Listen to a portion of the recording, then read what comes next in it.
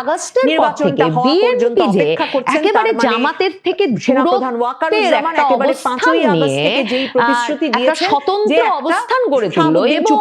মুক্তিযুদ্ধের পক্ষে গিয়ে দাঁড়ালো। এমনকি ডিসেম্বর মাসে তারেক রহমানও স্পষ্ট করে বললেন যে সাধারণ মানুষকে, বাংলাদেশের জনগণকে মনে রাখতে হবে 1971 সালে এই দলটির ভূমিকার কথা, যে দল এখন জান্নাতের টিকিট দিয়ে বেড়াচ্ছে। সেই রাষ্ট্রপতি লাখ লাখ মানুষকে হত্যা করেছিল, লাখ লাখ মা বোনকে নির্যাতন করেছিল। এই বিষয়টা যাতে আমরা ভুলে না যাই, এই সব বিষয় এখন তারেক রহমানের পক্ষে গিয়ে একেবারে বোনাস পয়েন্ট হিসেবে কাজ করেছে। সঙ্গে আলাপ করেছেন তারেক রহমানের বাংলাদেশের রাজনীতিতে 17 বছর পরে এই প্রত্যাবর্তন কি পরিবর্তন আনবে, কি হিসেব নিকেশ বদলে যাবে, তা নিয়ে নানা রকম জল্পনা কল্পনা বিশ্লেষণ প্রত্যেকেই করছেন এবং করছি বটে। কিন্তু আমার মনে হচ্ছে তারেক রহমান যেভাবে সর্বজন গ্রাহ্য এবং একরকমের ত্রাতার ভূমিকায় অবতীর্ণ হয়ে বাংলাদেশে ফিরলেন, তাতে স্পষ্টত বোঝা যাচ্ছে যে বাংলাদেশে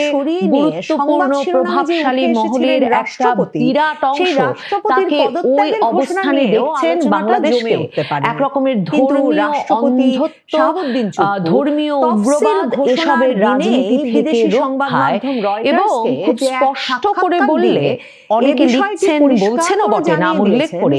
মনে হচ্ছে বাংলাদেশকে জামায়াতে ইসলামীর রাজনীতি থেকে রক্ষা করতে তারেক রহমানকে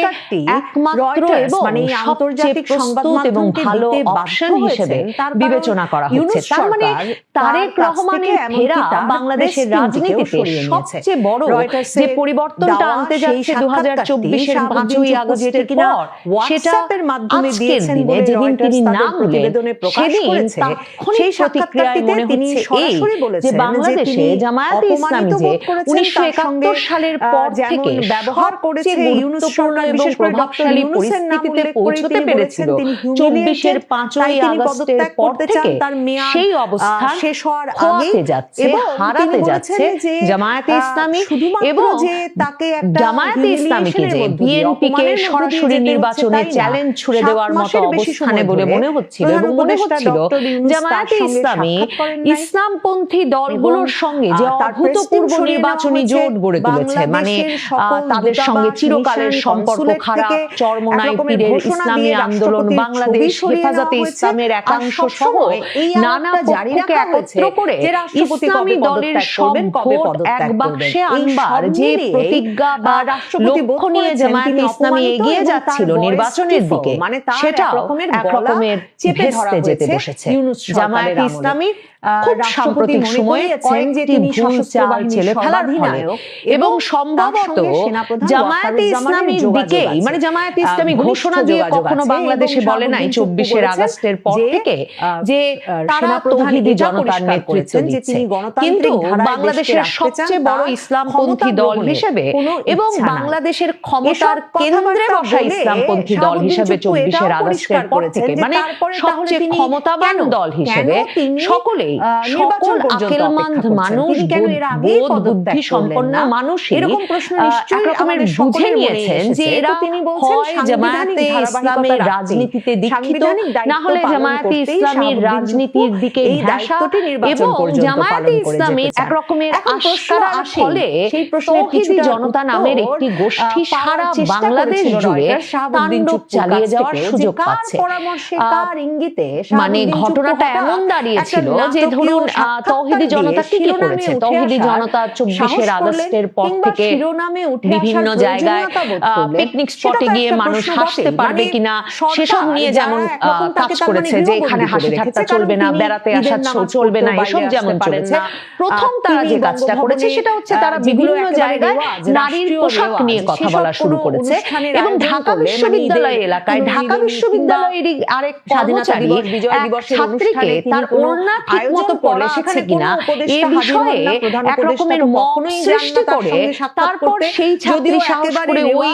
কর্মচারীকে যখন পুলিশে দিয়েছে তখন তৌহিদি জনতা গিয়ে থানা থেকে তাকে ছাড়িয়ে এনেছে ফুলের মালা দিয়ে, পাগড়ি পরিয়ে। কেউ বলে নাই যে এই ব্যক্তিকে ছাড়িয়ে আনতে যারা গেছে তারা জামায়াতে ইসলামী, কিন্তু বিশেষভাবে এখন তারেক রহমান ফেরার পর অফলাইনে অনলাইনে মানুষের ক্রোধ ক্ষোভ দেখে পরিষ্কার বোঝা যাচ্ছে মানুষ তখন থেকে আগেই বুঝেছে যে শুধু ঢাকা বিশ্ববিদ্যালয় নয়, সারা ঢাকা শহর থেকে শুরু করে সারা বাংলাদেশ জুড়ে হোয়াটসঅ্যাপে বিদেশি সংবাদ সংস্থার সঙ্গে যোগাযোগ করে যারা কিনা এই মেয়েদের পোশাক, মেয়েদের ফুটবল খেলা ঠিক হবে কিনা এসব নিয়ে তৌহিদি জনতার ব্যানারে গিয়ে নানা রকম ভাবে দাঁড়িয়ে গেছে এবং প্রতিরোধ গড়ে তুলেছে। সারা বাংলাদেশ জুড়ে 24 আগস্টের পর থেকে গান বাজনা বন্ধ হয়েছে, অভিনেত্রীদের এমনকি শোরুম ওপেনিং এ যাওয়া, সেসব অনুষ্ঠানে অংশ নেওয়া বন্ধ হয়েছে, সঙ্গীতানুষ্ঠান একেবারে বন্ধ হয়েছে, যাত্রা পালা নাচ গান থেকে রাজনীতি কিছু হতে পারছিল না। এবং ডক্টর মোহাম্মদ ইউনূসের সরকার সেটাকে আবার আশকারা দিয়ে এসেছেন। মানুষের 15 মাস সময়ে তারেক রহমান ফেরার যে প্রতিক্রিয়া, ফেরা নিয়ে যে প্রতিক্রিয়া, তাতে পরিষ্কার মানুষের কাছে সমীকরণটা পরিষ্কার হয়ে গিয়েছিল যে এই যে মব সৃষ্টিকারী তৌহিদি জনতা যারা ঠিক করে দিচ্ছে কোন সংস্কৃতি পালন করা যাবে কোনটা যাবে না, যারা ঠিক করে দিচ্ছে মেয়েরা কোন পোশাক পরবে, মেয়েরা ফুটবল খেলবে কিনা, যারা ঠিক করে দিচ্ছে যে মানুষ হাসি খেলায় মেতে থাকতে পারবেন কিনা, এই পক্ষটি কোন রাজনৈতিক অবলম্বন করে। এবং মানুষ বুঝে ফেলেছে যে ডক্টর ইউনূসের সরকার এদেরকে আশকারা দিচ্ছেন, কারণ ডক্টর ইউনূস সরকার এদের সরকার। কাজেই মানুষ ডক্টর ইউনূস সরকারের কাছ থেকে পরিত্রাণ চাইছে, দ্রুত নির্বাচন চাইছে। আর স্পষ্টত 17 বছর পর তারেক রহমানের প্রত্যাবর্তনের অপেক্ষা করছে, কারণ মনে করছে একটা মধ্যপন্থী বাংলাদেশের জন্য তারেক রহমান ছাড়া এখন আর কোনো ত্রাতা, কোনো নেতা তাদের সামনে নাই। জামায়াতে ইসলামী একেবারে তাদের কফিন নিজেরা বানিয়ে সেই কফিনে পেরেক ঠুকেছে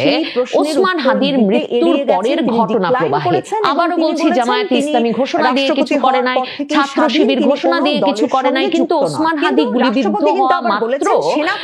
যে ব্যাপক ভারতীয় আধিপত্যবাদ বিরোধী যে ঐক্য গড়ে উঠল বাংলাদেশের রাজনীতিতে, শহীদ মিনারে গিয়ে যে যারা জড়ো হলেন, মনে রাখবেন সেখানে বিএনপি সংহতি জানালো, কিন্তু বিএনপি সেখানে গিয়ে উপস্থিত হলো না। আমার দেশ সম্পাদক মাহমুদুর রহমান, যিনি স্পষ্টতই মানে তার পত্রিকা পড়লেই বোঝা যায় তিনি স্পষ্টতই জামায়াতে ইসলামীর পক্ষাবলম্বন করছেন। তো জামায়াতে পন্থী সেই সম্পাদকের নেতৃত্বে এনসিপি, এবি পার্টি সহ হাদির ইনকিলাব মঞ্চ তো বটেই, তারা যে ভারতীয় আধিপত্যবাদ বিরোধী প্রতিরোধ গড়ে তোলার প্রতিজ্ঞা করলো এবং হাই কমিশন উঠিয়ে দেবে ভারতের এবং ভারতের প্রত্যেকটা প্রতিষ্ঠানকে টার্গেট করা হবে, এসব বলতে বলতে তারা এই যে ভারতীয় আধিপত্যবাদের প্রতীক হিসেবে চিহ্নিত করে প্রথম আলো ডেইলি স্টার ছায়ানটে গিয়ে আঘাত করে ফেললো। এই ঘটনাটি একরকম ভাবে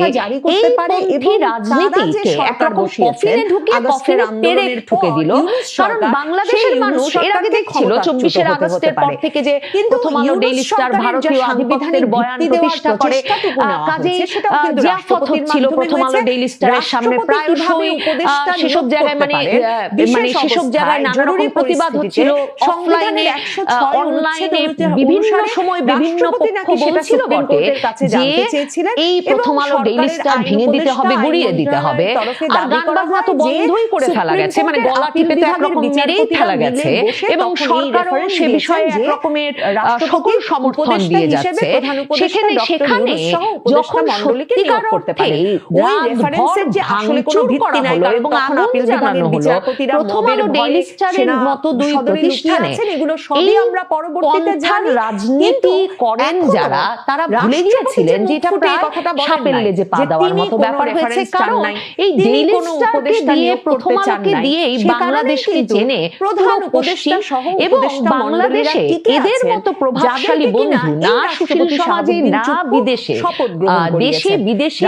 আর কারো আছে কিনা তা বলা মুশকিল। ডক্টর ইউনূসের ব্যক্তিগতভাবে হয়তো ছিল, ডক্টর ইউনূস এদেরও বন্ধু ছিলেন, এরাও তো ডক্টর ইউনূসকে ক্ষমতায় আনতে সেই 2007 থেকে কম চেষ্টা করেন নাই। কিন্তু সেই ডক্টর ইউনূস ক্ষমতায় থাকা অবস্থায় ঘন্টার পর ঘন্টা ধরে মতিউর রহমান, মাহফুজ আনাম ফোন করে গেছেন, তাদের প্রতিষ্ঠানে তাদের সহকর্মীরা প্রাণ ভয়ে আটকা পড়েছেন, কিন্তু কোনো আইন শৃঙ্খলা রক্ষাকারী বাহিনী পাঠানো হয় নাই, ভাঙতে দেওয়া হয়েছে। সংসদ সদস্যদের দ্বারা তিনি একেবারে ভালো হয় নাই, ব্যাপক গ্রেফতার শুরু হয়েছে। এই প্রথমবারের মতো ভাঙা ভাঙির ফলশ্রুতিতে ছবি ধরে ধরে গ্রেফতার কার্যক্রম চলছে। হেফাজতে ইসলাম বলছে যে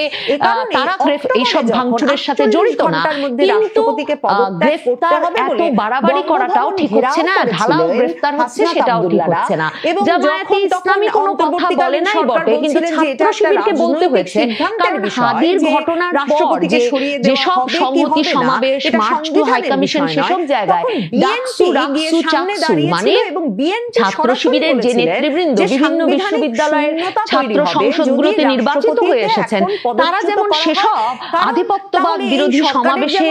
নেতৃত্ব দিয়েছেন, কারো কারো ছবি প্রথম আলো ডেইলি স্টারের ভাঙচুরের সময়কালে বেরিয়ে এসেছে, মানে তারা ঘোরাঘুরি করছিলেন। এখন তারা বলছেন তারা পর্যবেক্ষণে গিয়েছিলেন বটে, কিন্তু ঘটনা হচ্ছে তাদের উপরেও এমন সন্দেহ, ওই যে বলছিলাম যারা ফুলের মালা দিয়ে অপরাধীদের বের করে আনছিল বিভিন্ন জায়গায়, তখন থেকেই সন্দেহ ছিল যে এই তৌহিদি জনতা যারা ফুটবল বন্ধ করে, যারা মেয়েদের পোশাক নিয়ে কথা বলে এবং যারা মাজার ভাঙে, যারা তীরের লাশ কবর থেকে তুলে এনে রাজপথে এনে পুড়িয়ে দেয়, এই সব কিছুর পেছনে এই শক্তি আছে, এই রাজনৈতিক পক্ষটি আছে। প্রথম আলো ডেইলি স্টারের ঘটনার পর কেউ আর মুখ বুঝে এটা সহ্য করতে রাজি হচ্ছেন না। তারেক রহমানের ক্ষেত্রে বিএনপি জামায়াত সারা জীবন ঘনিষ্ঠভাবে জোটবদ্ধ হয়ে নির্বাচন করেছে, রাজনীতি করেছে। তারেক রহমানের পিতা প্রেসিডেন্ট জিয়াউর রহমানের সময় ধর্মভিত্তিক রাজনীতি বাংলাদেশে অনুমোদন পেয়েছে, জামায়াতে ইসলামী, ছাত্র শিবির আবার রাজনীতিতে ফিরে আসতে পেরেছে বটে, কিন্তু 24 আগস্টের পর থেকে বিএনপি যে একেবারে জামাতের থেকে দূরত্বের একটা অবস্থান নিয়ে একটা স্বতন্ত্র অবস্থান গড়ে তুললো এবং মুক্তিযুদ্ধের পক্ষে গিয়ে দাঁড়ালো। এমনকি ডিসেম্বর মাসে তারেক রহমান স্পষ্ট করে বললেন যে সাধারণ মানুষকে, বাংলাদেশের জনগণকে মনে রাখতে হবে 1971 সালে এই দলটির ভূমিকার কথা, যে দল এখন জান্নাতের হিসেবে দিয়ে বেড়াচ্ছে,